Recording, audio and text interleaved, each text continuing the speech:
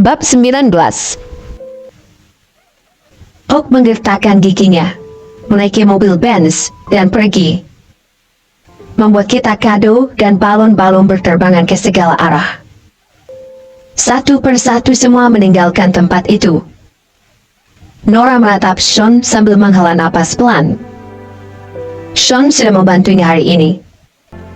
Dalam 2 tahun ini, Nora baru pertama kali menyadari rasanya dilindungi.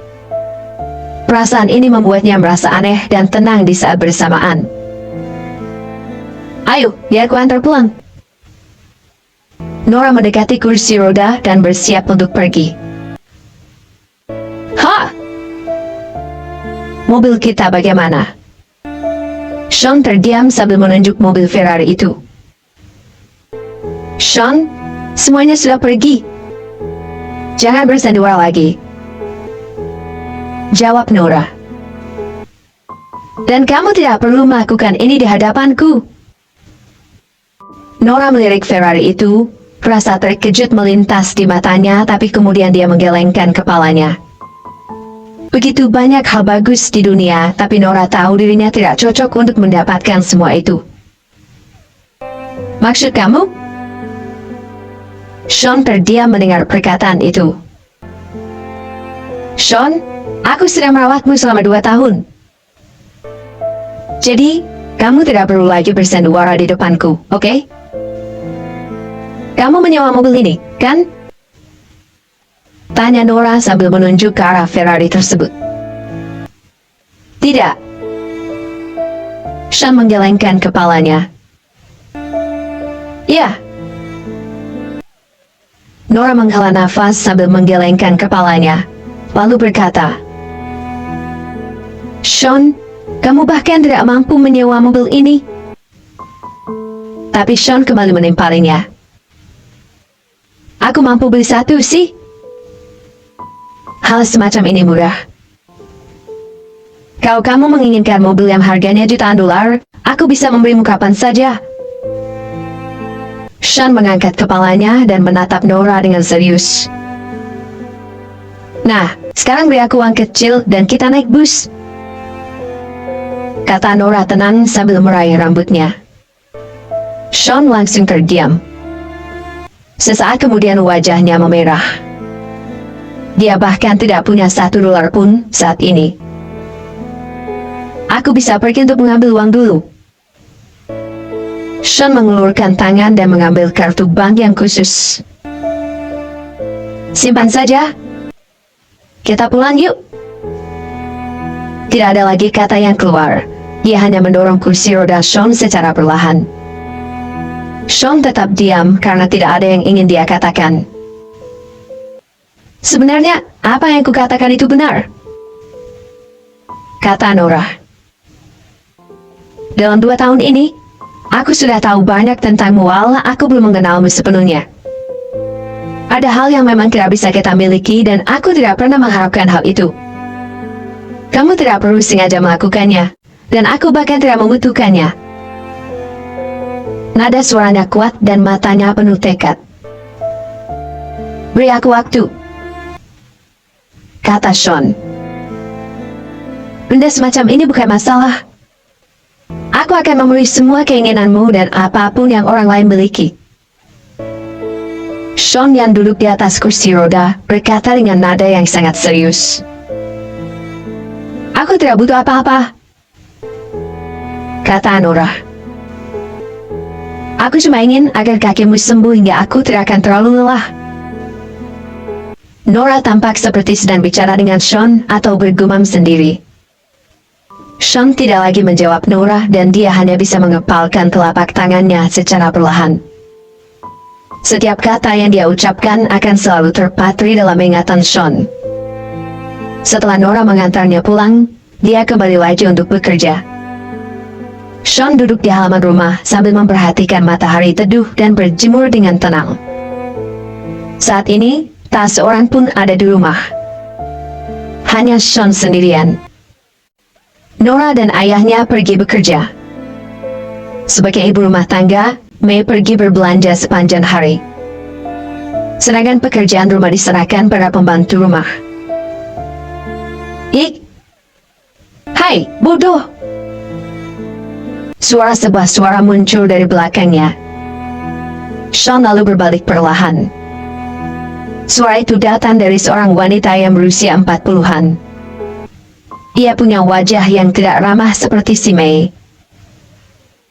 Ayo dong! Selesaikan mencuci ini. Nanti kuberikan permen lollipop.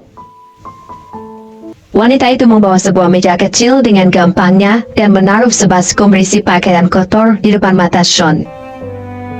Sedangkan dia sendiri sibuk mengeluarkan ponselnya dan mulai beranjak pergi. Sekilas cahaya ingatan redup melintas di kedipan mata Sean. Wanita ini adalah petugas kebersihan yang dipekerjakan oleh keluarga Perkins. Dia datang untuk bersih-bersih setiap 3 atau 5 hari. Ketika dia tahu Sean adalah anak yang bodoh, dia selalu menjebak Sean untuk melakukan pekerjaannya.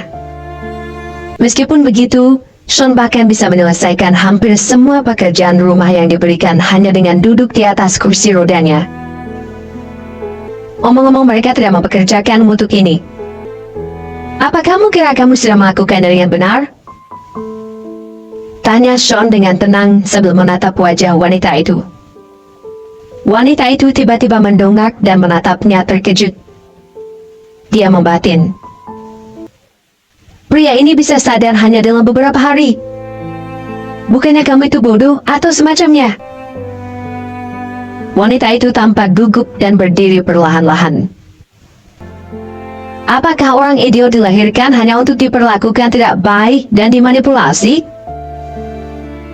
Sean menatapnya dengan tegas. Wanita itu pun menatapnya lalu mencibir. Kamu jangan coba-coba untuk menakutiku. Bahkan Nina Perkins juga tahu kalau aku menyuruhmu untuk melakukan pekerjaan rumah. Kenapa kamu menyalahkanku atas kecacatanmu sendiri? Wanita itu menyimpan ponselnya sambil mendengus lalu membawa pergi setumpuk pakaian yang ada di hadapan Sean. Tentu saja, Nina Perkins yang dia maksud adalah Mei. Sean berkata, kamu seorang wanita, aku tak akan mengganggumu. Tapi kalau kamu membuatku kesal sekali lagi, aku akan membunuhmu. Seketika wanita itu membeku. Bab 20. Dia merasa punggungnya keringat. Aura Sean terlalu kuat untuk ditangani oleh orang biasa. Membunuhku? Bisakah kau membunuhku? Aku berdiri di sini. Sekarang berdiri dan bunuh aku. Dengan satu tangan di pinggang, wanita itu melirik kursi roda dan mencibir. Tuan Lane, Anda ada di rumah? Saat itu, sebuah suara datang dari luar pintu. Lalu Scott masuk ke rumah keluarga Perkins. Tuan Lamont? Ada apa Anda datang kemari? Tanya wanita itu gugup ketika melihat Scott. Scott memegang banyak saham di perusahaan rumah tangganya. Pria itu praktis adalah bosnya. Scott sedikit melambaikan tangannya dan bertanya, apa yang terjadi? Saya ingin si idiot ini membantu saya mencuci. Tapi bukan hanya tidak membantu, dia juga bilang akan membunuh saya. Orang ini jadi gila, kan? Kata wanita itu tidak puas sambil melirik Sean. Kamu memintanya mencuci pakaian? Tanya Scott tidak percaya dengan mata membelalak. Iya ya? Tulang punggung wanita itu bergetar. Lalu Scott bertanya, apa kamu tahu betapa berharganya tangan pria ini? Dan kamu memintanya mencuci pakaian dengan tangan ini? Scott tidak bisa berkata-kata.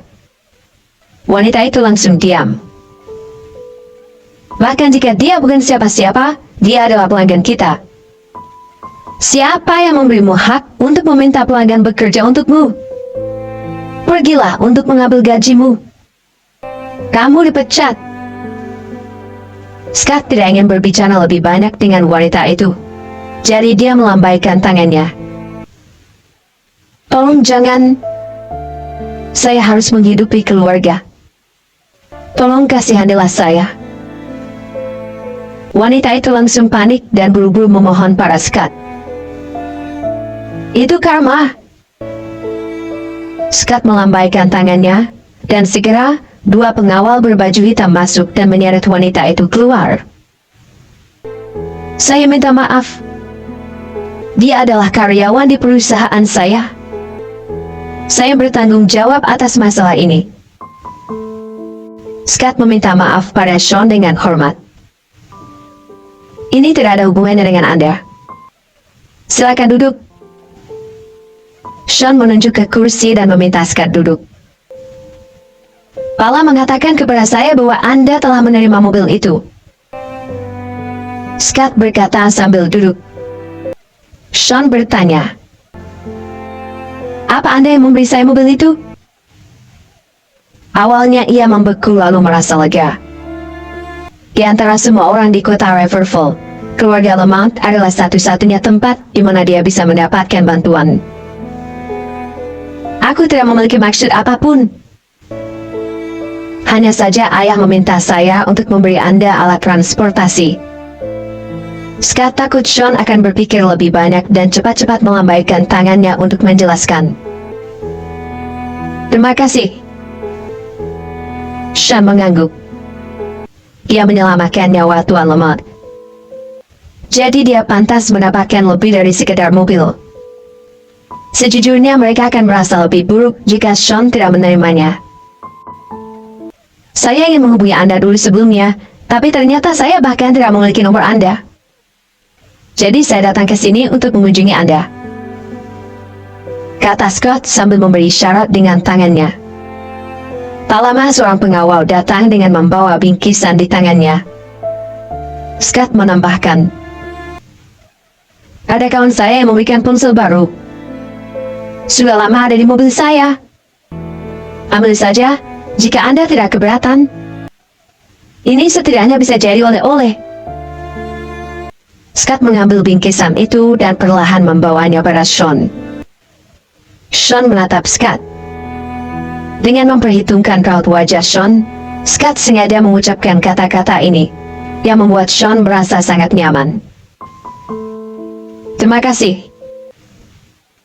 Sean benar-benar butuh ponsel saat itu, jadi ia tidak menolak. Scott langsung berkata, sama-sama. Dibandingkan dengan kebaikan Anda kepada keluarga Lamont, ini tidak ada apa-apanya. Omong-omong, kapan waktu yang tepat untuk pengobatan kedua ayah saya? Beliau tidur nyenyak kemarin. Anda benar-benar hebat, Tuan Lane. Nada suara Scott penuh kekaguman. 2 hari lagi. Jawab Sean dengan tenang dan tidak menjelaskan terlalu banyak. Kita akan menjadwalkannya. Sepertinya saya harus pergi. Jika Anda butuh bantuan, hubungi saya. Scott memberikan kartu namanya dengan kedua tangan lalu pergi. Scott tahu betul bahwa teman sejati tidak pernah banyak ngomong.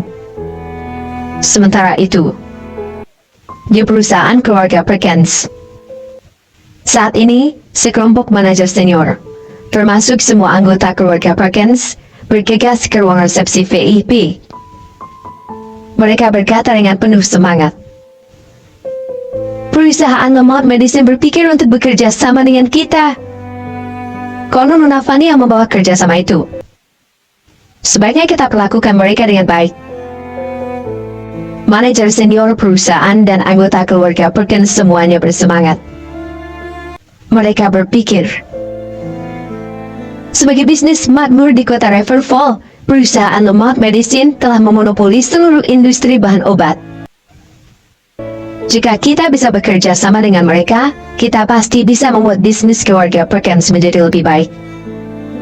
Nora juga sangat mementingkan masalah ini dan pergi ke ruang resepsi VIP. Tunggu.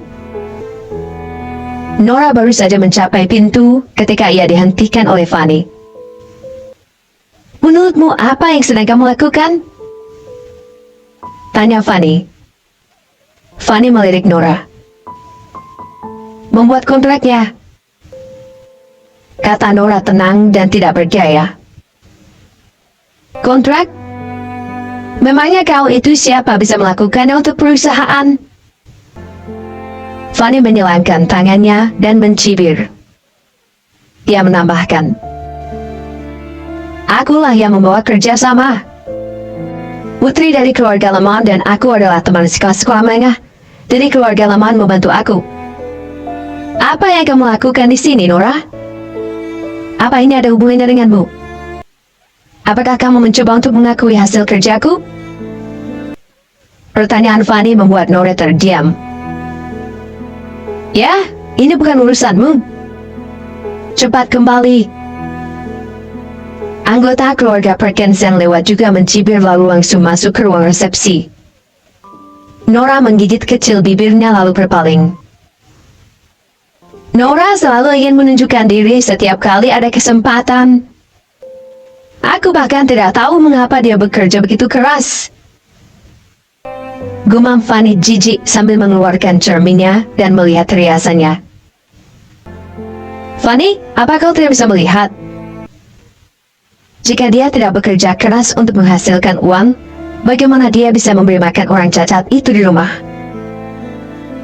Seseorang di sekitar Fanny tertawa terbahak-bahak.